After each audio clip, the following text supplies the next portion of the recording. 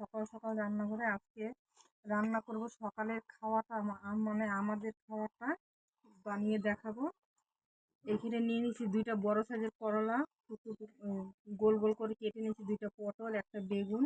এখানে পালই শাক আছে, পালই শাকটা আমি আলু দিয়ে ভেজে নেব।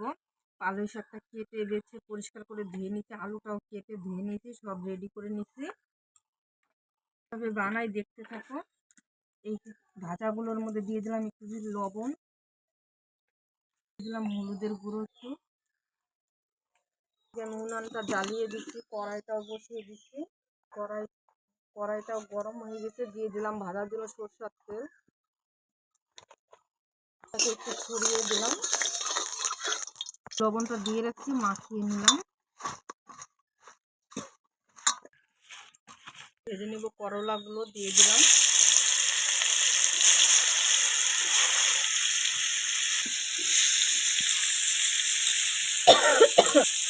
এভাবে করে ভাজলে কিন্তু খুব ভালো লাগে খেতে সকাল সকাল। একটু তেলটা বেশি দিলে কিন্তু তেলটাও একটু কম লাগে একটু। এখানে এক এক করে উল্টে দিই সুন্দর করে, একটু তেলটা একটু বেশি দিয়ে ভাজলে খুব ভালো লাগে খেতে সকাল সকাল।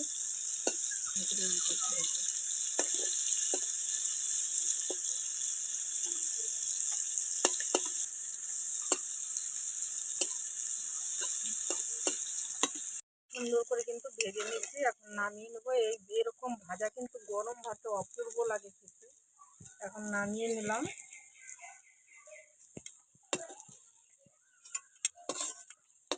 ভেজে নেবো পটলটা আর বেগুনটা, তার জন্য দিয়ে দিলাম।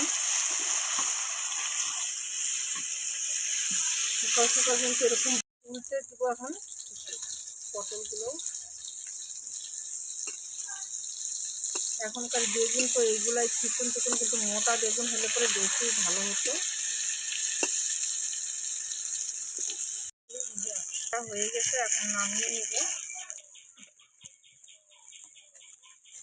বেগুনগুলো নামিয়ে নেব,